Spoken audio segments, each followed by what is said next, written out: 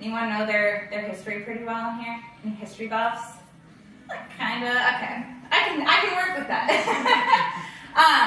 So the question I always ask people is, why in the world would anyone want to come to this area? And if anyone says Husker football, you're getting kicked out. Because I had someone say that last night. They always say Husker football. They always say Husker football. Really? Really? We're not even that good.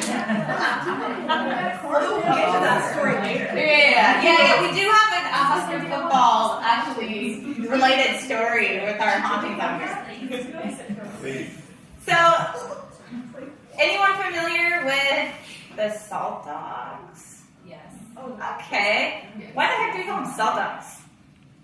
What's significant about that? Salt Creek. Salt Creek! That's why.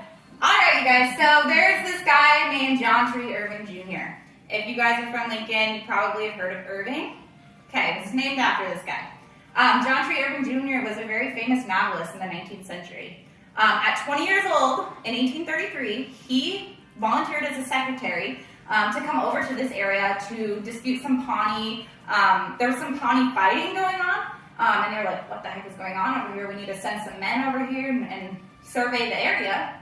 So Lincoln itself is actually based upon a ghost story. Fun fact. This is in our roots, so it is no surprise that you're all out here tonight because this is what we were born from. So he comes out to this area, and this is a story that was told to him around a campfire. There apparently was this is a folklore kind of story, but apparently there was this very, very fearsome warrior, and he was very violent. He would even his own people in his tribe were afraid of him. So the only thing that could tame his heart was love.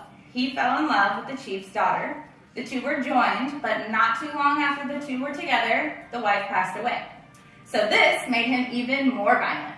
So he started going out past his village, going to other villages, and killing, raping, murdering, anything possible to kind of soothe his anger.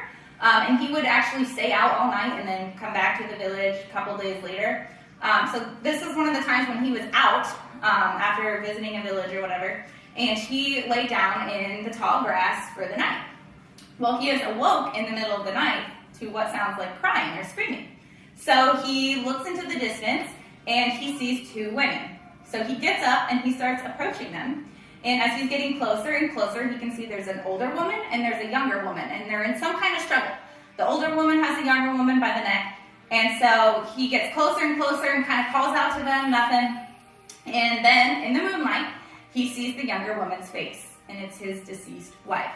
So immediately he grabs his tomahawk, he buries it in the old woman's head, and he reaches for his wife, and the second he reaches for her, the two disappear, and the ground opens up, and right there on the ground is a big white block of salt.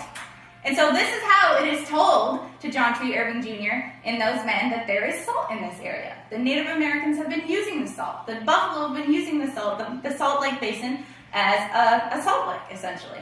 So this is how we get people coming out here. Anyone know the first capital of Nebraska? When was Nebraska even a state? Anyone know? Oh, you guys!